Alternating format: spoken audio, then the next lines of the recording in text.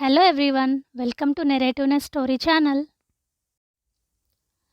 రమేష్, సౌమ్య కొత్తగా మ్యారేజ్ చేసుకుంటారు. రమేష్ ముంబైలో వర్క్ చేయడం వల్ల సౌమ్యను కూడా ముంబై తీసుకుని వచ్చేసి అక్కడ తను కొత్తగా కాపురం స్టార్ట్ చేస్తాడు. సౌమ్య చేసిచ్చిన లంచ్ బాక్స్ తీసుకుని బ్రేక్ఫాస్ట్ చేసేసి ఉదయాన్నే బయలుదేరి ఆఫీస్కి వెళ్ళిపోయేవాడు. నైట్ 9 అట్లా అయ్యేది ఆఫీస్ నుంచి వచ్చేసరికి. అప్పటి వరకు సౌమ్య ఒక్కతే ఉండేది. రమేష్ వెళ్ళిపోయిన కొద్దిసేపటికి రత్నం, వాళ్ళ ఇంట్లో పనిచేసే అమ్మాయి, తను వచ్చి వర్క్ చేస్తుంది. టీవీ చూస్తూ కాఫీ తాగుతున్న సౌమ్య ఒక్కసారిగా కళ్ళల్లో నుంచి నీళ్ళు వస్తుంటాయి. ఆ దూరం నుంచి పని చేసుకుంటున్న రత్నం ఇది చూసి, అదేంటమ్మా మీరెందుకు ఏడుస్తున్నారు అని అడుగుతుంది. ఏం చెప్పమంటావు, సినిమా వాళ్ళు మన జీవితాలు తెలిసి తీస్తారో లేకపోతే వాళ్ళు తీసినయే మన జీవితాల్లో జరుగుతాయో తెలియదు కానీ ఇలాంటి సిచ్యువేషన్ నా జీవితంలో కూడా జరిగింది. నాకది జరిగి 10 సంవత్సరాలు అవుతుంది. కానీ ఇప్పటికీ కూడా నాకు అలాంటివి విన్నా, చూసినా కళ్ళలో నుంచి నీళ్ళు ఆగవు రత్నం అంటూ చెప్తుందనమాట. ఇంత మంచిగా ఉంటున్న మిమ్మల్ని బాధపెట్టిన ఆ మనుషులు ఎవరు చెప్పండి అమ్మాయి గారు, వెళ్ళి వాళ్ళని కాస్త చెడమాడ తిట్టేసి వచ్చేద్దాము అంటుంది. ఇప్పుడు కాదు కదా, ఇది జరిగి 10 సంవత్సరాలు అయిందన్నానా? సరే అయితే ఏం జరిగిందో చెప్పండి అంటూ అడుగుతూ దగ్గరికి వచ్చి కూర్చుంటుంది రత్నం. నేను పెళ్ళైన కొత్తలో ఈ ఊరు వచ్చినప్పుడు నాకు చాలా భయం వేసేది ఎవరితోనైనా మాట్లాడాలి అంటే. ఎందుకంటే నేను పెరిగిన వాతావరణం అంతా కూడా చిన్న సిటీ. అలాంటిది ఒక్కసారిగా ఇక్కడికి వచ్చేసరికి ఈ మనుషులు, ఈ ఈ వాతావరణం అంతా నాకు కొత్తగా అనిపించేది. కానీ ఇలాంటి టైంలోనే రమ్య అనే ఒక అమ్మాయి నాకు పరిచయం అయింది. తను చాలా చక్కగా మాట్లాడుతుంది, మహా తెలివైంది.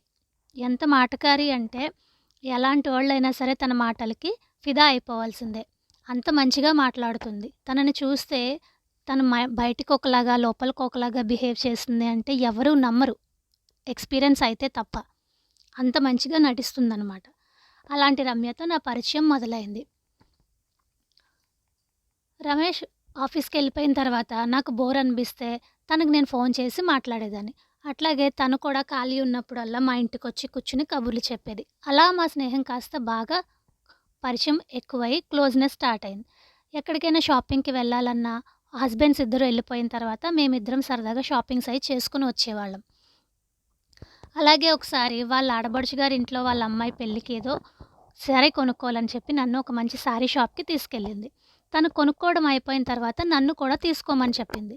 అప్పుడు నేను అన్నాను, రమ్య నాకు ఇప్పుడు ఏమాత్రం అవసరం లేదు, అంత శారీ కొనుక్కొని ఫంక్షన్ అటెండ్ అయ్యే అవసరం అయితే లేదు, నాకు అవసరమైనప్పుడు మళ్ళీ మనం వెళ్ళి తీసుకుందాంలే అని నేనంటే, అదేంటి మీ ఆయన నీకు డబ్బులు ఇవ్వడా, ఎప్పుడైనా అవసరం ఉంటేనే కొనుక్కోవాలా, నీకు నచ్చినప్పుడల్లా కొనుక్కోవడానికి అవ్వడా అంటూ ఇలా వింతగా మాట్లాడడం మొదలుపెట్టింది. నాకు కొంచెం బాధగా అనిపించింది. అయిపోయింది, షాపింగ్ అయిపోయింది, ఇంటికి వచ్చేసాం. ఇలా 2 రోజులు అయిన తర్వాత మళ్ళీ సడన్గా ఇంటికి వచ్చి, సౌమ్య నాకు నీ నుంచి ఒక హెల్ప్ కావాలి, నేను ఎమర్జెన్సీగా బయటకు వెళ్ళాలి, మాకు తెలిసిన వాళ్ళు ఎవరో హాస్పిటల్లో జాయిన్ అయ్యారు, ఎమర్జెన్సీ వార్డులో ఉన్నారంట, చూసి రావాలి. నేను మా హస్బెండ్కి చెప్పేశాను నీకు కీస్ ఇచ్చేసానని, తను వస్తే ఈ కీస్ ఇచ్చేసే అని చెప్పి ఆ కీస్ నాకు చెప్పేసి తను హాస్పిటల్కి వెళ్ళిపోయింది. కొంతసేపు పోయాక నాకు కాల్ చేసి, సౌమ్య నేను చెప్పడం మర్చిపోయాను, ఇవాళ మా ఇంట్లో ఏసీ రిపేర్ చేయడానికి ఏసీ అబ్బాయి వస్తాడు రిపేర్ చేయడానికి, నువ్వు వెళ్ళి కాస్త రిపేర్ చేయించవా దగ్గరుండి అని చెప్పి ఫోన్ చేసింది. నేను సరే దాంట్లో తప్పే ఉందిలే అని చెప్పి నేను వెళ్ళాను. ఏసీ రిపేర్ మొత్తం చేయించడం అయిపోయాక తనకి వెంటనే కాల్ చేసి జరిగిందంతా చెప్పి అప్డేట్ చేసి నేను ఇంటికి వచ్చేసాను. తను కూడా సరే అని చెప్పింది. ఇంటికి వచ్చాను. ఆ రోజు నైట్ వాళ్ళ హస్బెండ్ వచ్చి కీస్ తీసుకున్నారు, అంత బాగానే జరిగింది. ఒక 2 రోజులు పోయాక నాకు కాల్ చేసి, సౌమ్య మొన్న మన ఇద్దరం కలిసి వెళ్ళి తీసుకున్న చీర కనిపించట్లేదు, ఇప్పుడు అది చాలా కాస్ట్లీ శారీ, మా ఆయనకు కానీ తెలిసిందంటే నన్ను బ్రతకనివ్వడు అంటూ నాకు ఫోన్ చేసింది. అదేంటి మొన్న కొనుక్కున్న శారీ కనపడకపోవడం, ఎక్కడో పెట్టి మర్చిపోయి ఉంటావు రమ్య, సరిగ్గా వెతికితే అదే దొరుకుతుందిలే అని నార్మల్గా నేను చెప్పాను. తను, నేను ఇల్లంతా వెతకక్కర్లేదు, నేను ఒక దగ్గర పెట్టాను, అక్కడ వెతికాను దొరకలేదు అంది. ఎక్కడ పెట్టావు అని నేను ఆతృతగా అడిగితే, బీరువాలో పెట్టి లాక్ చేశాను అని చెప్పింది. లాక్ చేసిన బీరువాలో ఎవరు తీసిస్తారు, సరిగ్గా చూడు దొరుకుతుందిలే అని చెప్పి నేను ఫోన్ పెట్టేశాను. తను నాకు కాల్ చేసి ఎందుకు పోయిందని చెప్పిందో నా మట్టి బుర్రకి వెలగలేదు. 2 రోజులు పోయాక వాట్సాప్ స్టేటస్లో తను ఏ శారీ అయితే పోయిందో ఆ శారీ కట్టుకున్న ఫోటో పెట్టింది. అదేంటి మొన్న నాకు ఫోన్ చేసి పోయిందని చెప్పింది. ఇప్పుడేమో శారీ కట్టుకొని ఫోటో పెట్టింది. అంటే నేను వాళ్ళ ఇంటికెళ్ళాను కాబట్టి, వాళ్ళ ఇంట్లో వస్తువులు నేను దొంగతనం చేశాను అని నా మీద ఏదైనా అబద్ధం నెట్టాలని ఆలోచించి ఇలా మాట్లాడిందా అని నాకు డౌటొచ్చింది. బాధ అనిపించింది. మా ఆయనకు కూడా షేర్ చేశాను. సో, దూరంగా ఉండులే స్లోగా అని చెప్పి తనన్నారు. సరే అది ఆ పని అయిపోయింది అక్కడితో. తర్వాత మళ్ళీ కిట్టి పార్టీ వాళ్ళ ఇంట్లో ఉందని చెప్పేసి నన్ను పిలిచింది రమ్మని ఫంక్షన్‌కి. నా ఫ్రెండ్స్ అందరూ కూడా వస్తారు. సరదాగా నువ్వు కూడా రా కొత్త ఫ్రెండ్స్ పరిచయం అవుతారు కదా! అంది. నేను సరే కదా! అని వెళ్ళాను. అక్కడికి వెళ్ళిన తర్వాత నేను ఎంతసేపయినా సరే నన్ను చూసి పలకరించదు, మాట్లాడదు. నేను మాట్లాడుతుంటే అక్కడి నుంచి మాట దాటేసి వేరే దగ్గరికెళ్తుంది. నాకు చాలా అవమానంగా అనిపించింది తన బిహేవియర్. అక్కడ వాళ్ళ ఫ్రెండ్స్ అందరూ కూడా పైనుంచి కింద వరకు చూస్తున్నారు. నేను ఒక్కసారిగా లేచి వచ్చేస్తుంటే అప్పుడు "అదేంటి సౌమ్య వెళ్ళిపోతున్నావు అప్పుడే? కొంచెం సేపు ఉండి వెళ్ళొచ్చు కదా!" అంది. "నాకు పనుంది. నేను వెళ్ళిపోవాలి" అంటూ లేచి వచ్చేస్తుంటే నన్ను చూసి అందరూ నవ్వుకుంటున్నారు పక్కపక్క.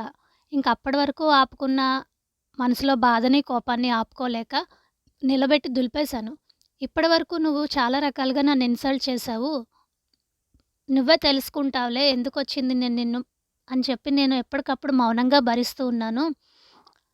ముందసలు మనుషులతో ఎలా మాట్లాడాలో నేర్చుకో. మనుషులతో ఫ్రెండ్‌షిప్ అంటే మాట్లాడి వాళ్ళని యూజ్ చేసుకొని వదిలేయడం కాదు. మనిషితో కాదు ఫ్రెండ్‌షిప్ చేయవలసింది. మనసుతో చెయ్యాలి. డబ్బుతో కాదు అని చెప్పి చెడామడా తిట్టేసి నేనొచ్చేసానక్కడి నుంచి. ఫ్రెండ్స్ మీ లైఫ్‌లో కూడా ఇలాంటిదేదైనా జరిగితే కామెంట్స్‌లో తెలియచేయండి. స్టోరీ నచ్చిందనుకుంటున్నాను. నచ్చితే లైక్ చేయండి, షేర్ చేయండి, అట్లాగే సబ్స్క్రైబ్ చేయండి. Thanks for watching.